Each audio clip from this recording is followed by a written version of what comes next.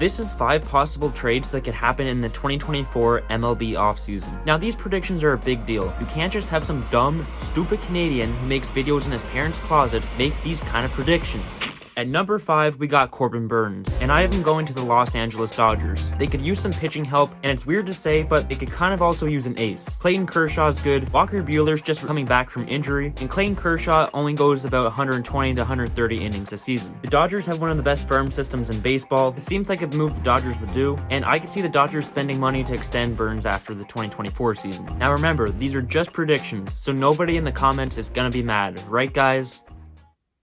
At number 4, we got Shane Bieber. I have him going to the St. Louis Cardinals. They need pitching desperately, and they could definitely use an ace. I think they should sign about 2 pitchers this offseason, and then maybe they trade for another pitcher. And adding Shane Bieber could help them make a push for the playoffs. And St. Louis has a lot of good young MLB-ready hitters, so I think this trade makes a lot of sense. And let me know what you think of these trades so far in the comments down below. As always, I'll try to respond to every single comment. Last video, I got over 600 comments, and I responded to almost all of them, except for a few like this one that just said blah blah blah. And I'm still kind of confused what that has to do with it. Number 3, we got Anthony Santander. Just like all these guys, there's a couple different teams you can go to. Texas Rangers are an option. Even though they did just win the World Series, you can always improve your team. They kind of have an empty spot in the outfield. They have a top 10 farm system in baseball, but I could also see them calling up one of their top prospects, like Wyatt Langford, or signing a free agent outfielder. So I'm going to choose Anthony Santander to go to the Atlanta Braves. They could use an extra outfielder. Atlanta doesn't have a great farm system compared to other teams, but he shouldn't be too pricey to trade for because he's only got a year left before he's a free agent. Number 2, we got Dylan Cease. A lot of different teams they could go to. Arizona's an option, only Zach Gallen's their ace, so I'm not sure if he's their top priority. I think the Rangers could also use him. Their ace is Max Scherzer, but he's kind of getting old. DeGrom's injured, and Nathan Eovaldi, Dane Dunning, and John Gray aren't really the ace types, so I could see this working out. Another option is the Tampa Bay Rays, definitely an underdog team here. They could use an ace. Shane McClanahan's out for all of 2024. Drew Rasmussen is supposed to miss the first half of the next season, and Tyler Glasnow is kind of always getting injured. But I'm not going to choose the Rays for this because this isn't really their style, especially since Cease only has 2 years left of team control. The Rays usually like to either trade for prospects or trade for pitchers where it kind of looks like they're at the downhill of their career, and then they just somehow turn them around. So I'm going to have Dylan Cease go to the Baltimore Orioles. I'm still not completely sure if the Orioles are going to commit and try and spend big this offseason in free agency, so maybe they get a top pitcher through a trade. Now the Orioles might have one of the best farm systems in all of baseball, so they could definitely get this deal done with the White Sox. Now before I go any farther, if you don't already know, hi there, my name's Addison, and we just hit 2,000 subscribers, which is absolutely crazy. And just a few days ago, we had 900 subscribers. In my last video, we gained over 500 subscribers in the first couple hours of the video going up. So thank you everyone for the support. It's absolutely crazy. So let's go for 3,000 subscribers. At number 1, we got Juan Soto. Now I'm feeling like there's a good chance the Padres move him this offseason, since it kind of seems like they're cutting costs, and Juan Soto won't be cheap to extend, since 2 years ago he rejected a deal worth over $400 million with the Nationals. There's a lot of potential teams I could see him going to, but I've narrowed it down to just one team. This team has an alright farm system, and people are saying this team needs to make a big move after missing the playoffs for the first time in 6 years. So I have Juan Soto going to the Yankees. But wait, why can't the Yankees have beards? Well, I made a full video on it, so if you haven't already, watch that video and subscribe.